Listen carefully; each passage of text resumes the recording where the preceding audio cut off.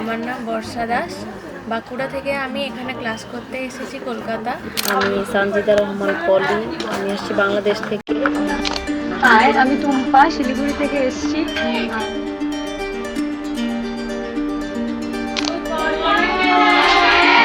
বেশি আমরা ফোকাস করবো সেটা হলো এভরিডে আমরা কি করে ক্লাইম্ব করবো, রাইট?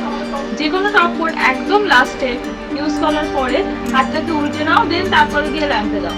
এগুলো হলো গিয়ে ফিনিশিং, একদম টপ ক্লাস ফিনিশিং করার জন্য এগুলোর প্রয়োজন।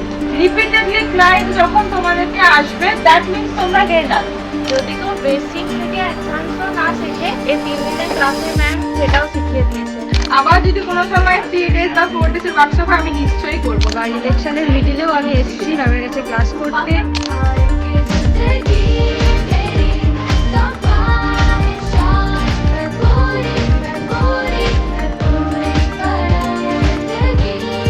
খুব লেস কোয়ান্টিটির প্রোডাক্ট ইউজ করতে হবে, প্লাস সেটাকে এইভাবে ক্লিন করে রেখে দাও। ব্রাশ যত ওপেন রাখবে তত ব্রাশ ভালো থাকবে।